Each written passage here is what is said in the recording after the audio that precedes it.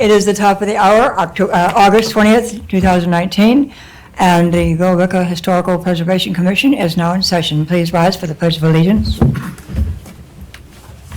I pledge allegiance to the flag of the United States of America and to the republic for which it stands, one nation, under God, indivisible, with liberty and justice for all.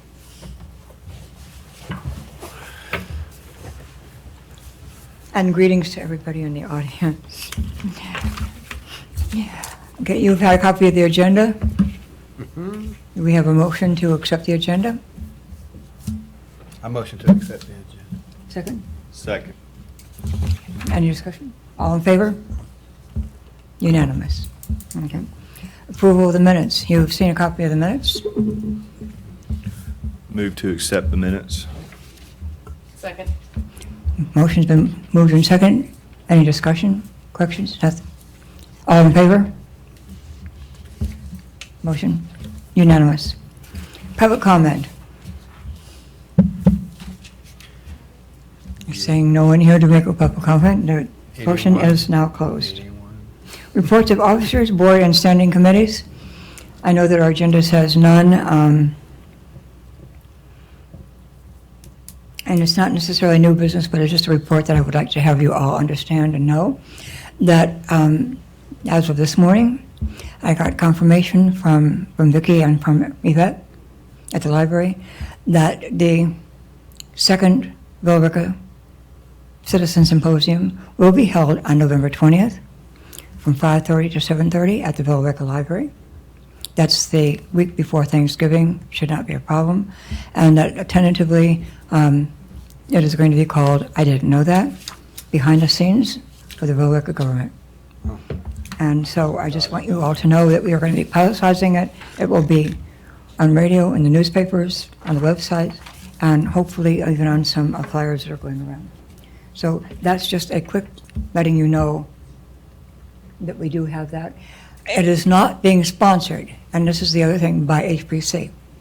Yes, I'm organizing it and running it, but it is not like the last symposium where we're the primary people doing it. So if anybody asks, it is not being sponsored. I mean, yes, we are part of it because we're part of the city, but it is not HPC that is running it. Okay? All right. Old business? None? New business? Ron, you're on. I'm on, okay. All right, discussion of the Georgia Trust 2020 Preservation Award. Dr. Mims was kind enough to send everybody, I don't know if you sent it to everyone or if you just sent it to me, but sent an email out regarding the Preservation Award that the Georgia Trust for Historic Preservation has. I think this is an annual type of award that they give out, and multiple awards. There's 6 categories on the handout that's been provided: restoration, rehabilitation, preservation, sustainable rehabs, preservation service, and stewardship. So just kicking some ideas around, and I think that's something that we might want to do, but the idea came up in the email for possibly presenting or at least writing an award application for the Historic Preservation Commission as a body. Basically recognizing the HPC and Billerica for what it's done. In the past year, we've had a lot of activity for preserving properties, and particularly with the 10 sites that we've passed recently as a locally designated historic sites. The architectural review guidelines is another one, of course, that we passed, which is just overarching in general, and then leading the charge, of course, on expanding the districts and more sites being included as locally historic, and then hopefully state and nationally historic. Excuse me a minute. Is your mic on? Because I'm not sure that if there's anybody watching us tonight. Test. Okay, yeah, now we can hear you. You might want to move it a little bit. Yeah.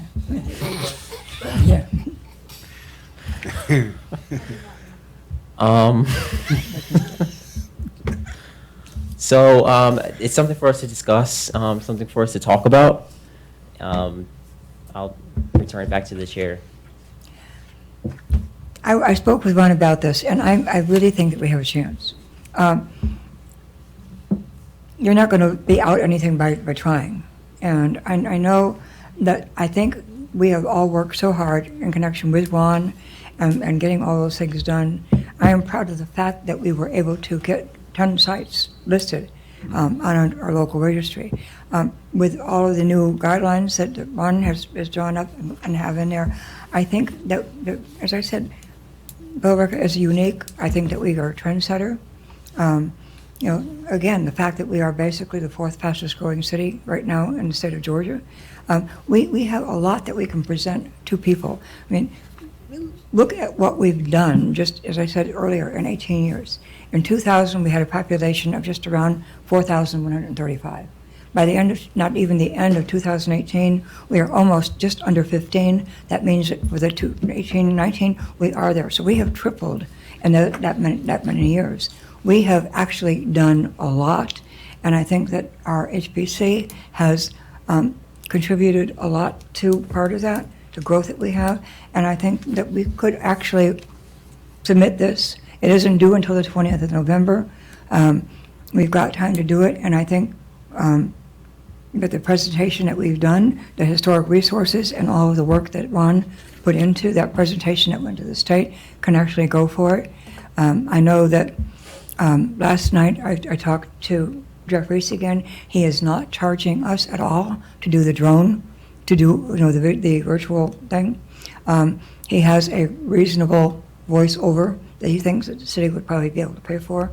This time of year, he said that it's absolutely beautiful outside still with the leaves and the flowers, so he's getting ready to do it ASAP. He's got the time to do it. And so we have that going for us, where we've got something brand new that no one else in the state that I know of, and keep checking, has a virtual. Yes, there are tours, but there is no virtual one with a drone doing all of that.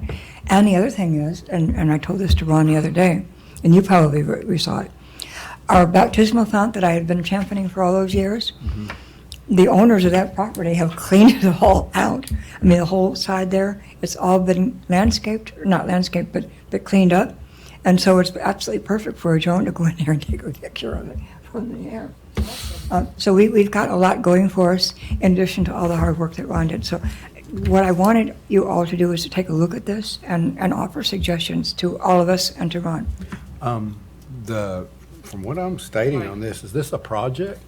It's stating it's a project or a place? Yeah, so it actually, you can nominate people or groups. If you look Oh. under preservation service, it'll say persons, groups, businesses, and or government entities. Okay. Oh, All right, But I'm on the wrong, I'm on that one. No. but if we turn over to the 3rd page though, where it's the actual application, it reads almost as if it's, or actually, you know what? It might be the previous page, the 2nd page. Hold on. Yeah, the 2nd page. I'm sorry. If you were actually to go to the 2nd page, it'll say project eligibility requirements and then nomination requirements. And the requirements read, even with the photograph requirements and descriptions and all that, almost like it has to be an actual project. I confirmed this afternoon with the Georgia Trust for Historic Preservation, and they basically said that it can also be a group. Okay. It can be like the HPC or whatever. I explained kind of what we were thinking about doing and why we wanted to go with the HPC, if that's what we wish to do tonight. And they came back and said that we're on the right track with applying as a preservation service. So I'm going to get back with them on the photograph requirements and stuff like that, because I don't know how applicable that is to what we're applying for. And we certainly have enough high-density images that we can share with that. So whatever your pleasure is, if you have any other ideas, please send us all an email and to Ron as well, and also, yes. Because I think we all need to know. We don't want to leave anybody out, okay? And I think that, now, part of what I spoke to Ron about before, and why I think that, we need to do this, is that 2 years ago, we did write a grant. I was asked to do it when Dale was chair. The only person on the commission besides me at that point was Kim, and Larry.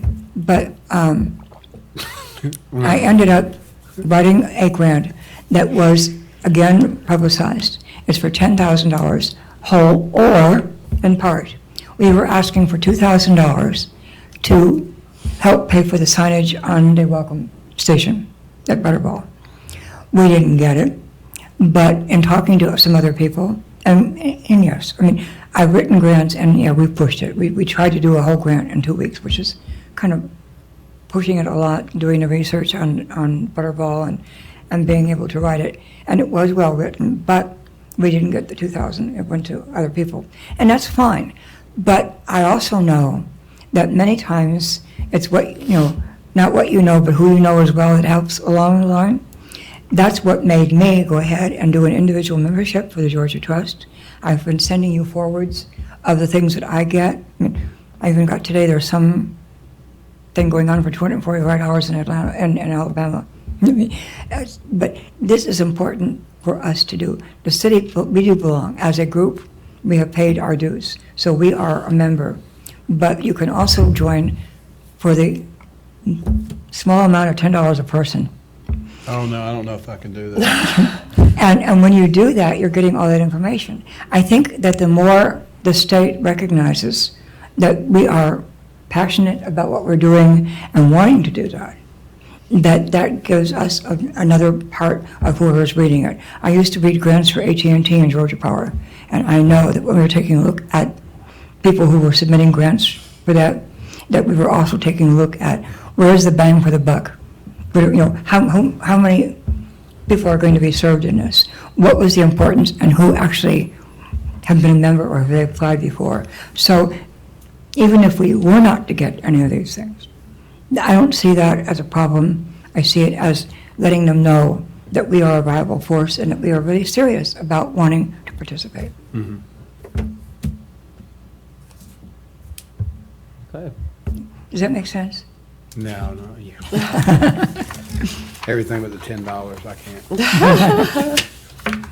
Believe me, for $10, you get an email at least every other day of what's going on, of all the important aspects of that. And I think that, why not? It's important for us to know what's going on, not only here in Billerica, but also in the state, and how we fit into that. We are that giant puzzle, and we are a piece of that puzzle. So we really need to have that desperately. Any comments? Is this an item that we need to vote on tonight? I think,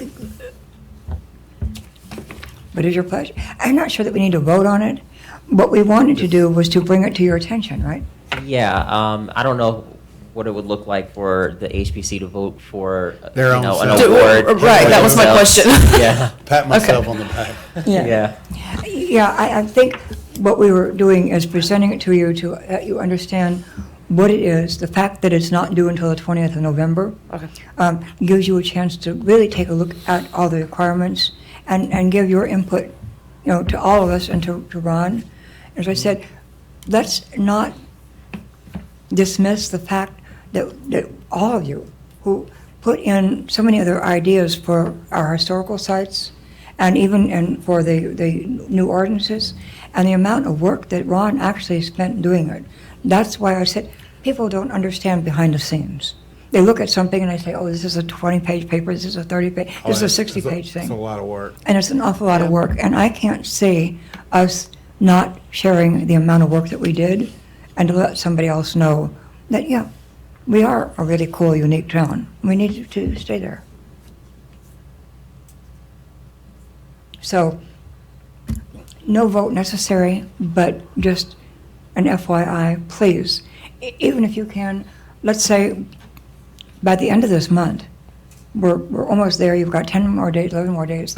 Let's, within those days, think about it and make sure that you send information to us with your yes, no, how about this angle? Because each one of us is part of a team, and so we've got all of us here being able to put our ideas together. Okay. Yep. All right? Okay. Any other discussion on that part of it? Okay. The discussion for tabling the potential applicants for the open seat. You want to start this one off, Dr. Mims? I'll say that it's been a total of 3 applicants that have applied. So. They're kicking down the door. Yeah. It's not so much, in my opinion, the amount of applicants who have applied. But when we realistically take a look at the seat being completed in December and would have to then be renewed, we also have December holidays coming up. If there is absolutely nothing for the September meeting and we feel that it has to be canceled because we are leaving early in the morning to go to training on the 18th, that means possibly no meeting in September. And then you've got only October. If we were to approve of somebody, then it has to go to city council and then they have to vote on it.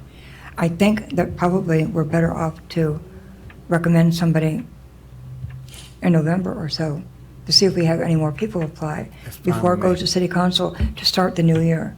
It seems kind of, to me, and that's my opinion only, I mean, it's all up to you. But I would think that we need to make sure that Not only we- that, some diversity, Mhm. what I think. Speak. Mike, Not only that, some diversity in the group, you know, yeah, more opinions matter. yes.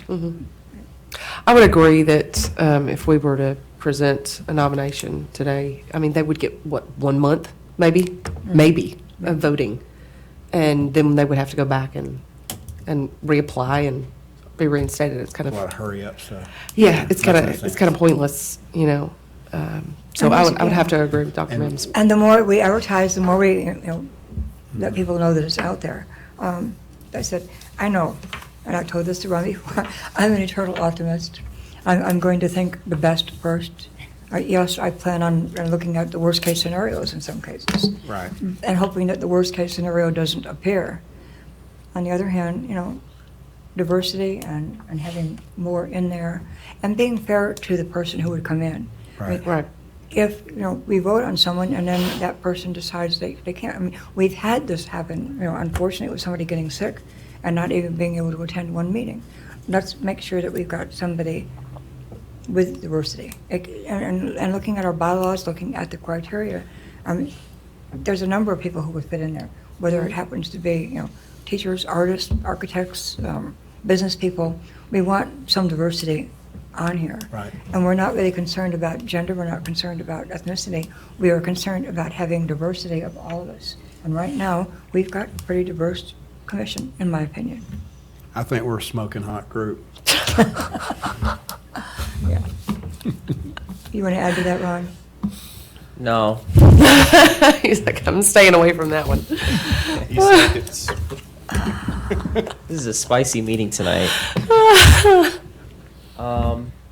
But no, I mean, tabling it is, I think is relatively reasonable. So that's what the commission wants to do. That's what we can do. Are the last 3 applicants, is that recent, or those ones that have already been applied? One applicant has already been accepted to the Library Advisory Board, so really it kind of mirrors you kind So you're looking at, yeah. Okay. And also, I'm not sure if the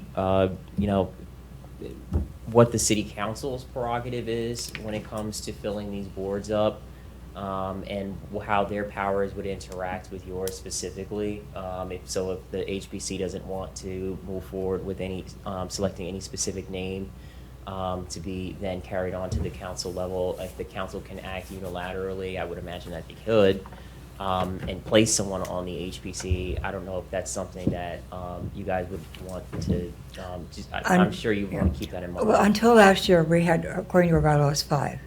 When we attended the conference at Chateau Elan last year, we discovered that many of the cities had 6. And because we needed to make sure that we had a quorum, we presented that to City Council. At that point, Lenise was in there, and we rewrote our bylaws, which are not even a year old yet, to include 6 on there.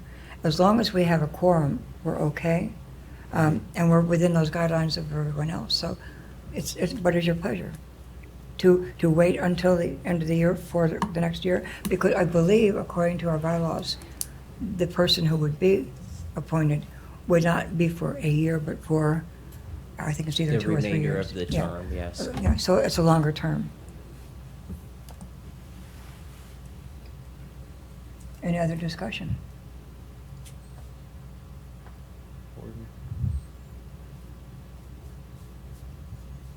And there is silence.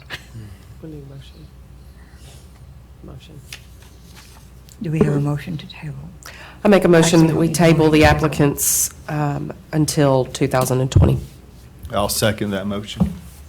All in favor? Okay, we will consider the application in the year 2020.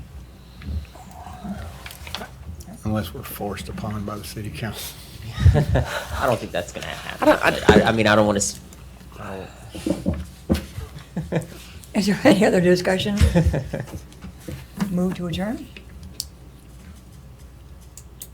Motion to move to adjourn. All in favor? We are adjourned. Thank you.